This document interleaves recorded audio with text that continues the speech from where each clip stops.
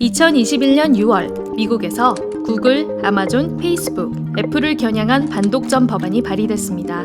소위 빅테크라 불리는 4개의 플랫폼 기업, 가파에 지난 10년간 미국의 경제력이 집중된 것과 관련이 있는데요.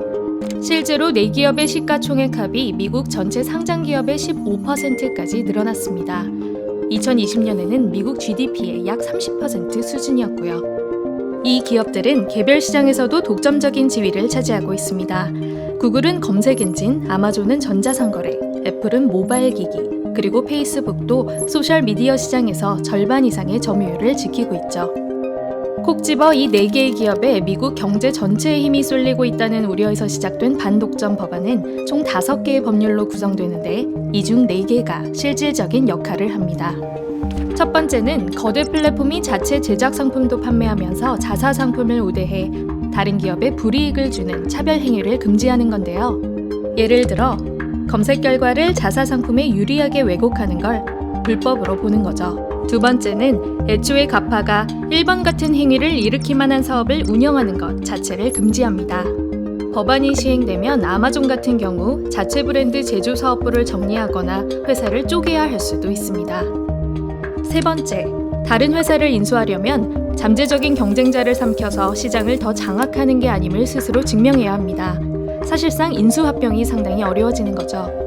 마지막으로는 가파가 유저들의 데이터를 독점하지 못하게끔 플랫폼 간 데이터 이동과 호환을 보장하도록 요구해 유저들이 좀 더 쉽게 가파에서 다른 플랫폼으로 옮길 수 있게 합니다. 소수의 기업의 경제력이 과도하게 쏠리는 걸 막고 공정한 경쟁을 도모하기 위한 법안이라지만 오히려 기업 간의 자유로운 경쟁으로 혁신이 일어나는 걸 막고 소비자까지 피해를 볼 수 있다는 의견도 있습니다. 플랫폼 시장이 한창 크고 있는 우리나라도 비슷한 이슈가 있는데요. 특히 플랫폼이 자사 상품을 우대하는 행위가 가장 흔하다고 합니다. 한 플랫폼은 쇼핑 검색 결과에서 자사 오픈마켓 상품을 상위에 노출해 과징금을 부과받기도 했습니다. 2020년 말에는 배달앱 인수합병 시도가 있었는데 결국 공정위가 조건부로 승인을 했죠. 그렇다면 우리나라도 미국처럼 거대 플랫폼을 지정해서 경제력 집중을 견제해야 할까요? 네이버와 카카오가 우리나라 플랫폼 중 규모가 큰데요. 두 기업의 시가총액합은 최근 들어서야 상장기업의 5%에 이르렀고 미국처럼 꾸준하고 공고하게 성장했다기보다는 비대면 활동이 증가한 코로나 사태에 힘입은 것으로 보입니다. 시가총액합은 한국 GDP의 7% 수준에 그치는 것으로 나타났습니다.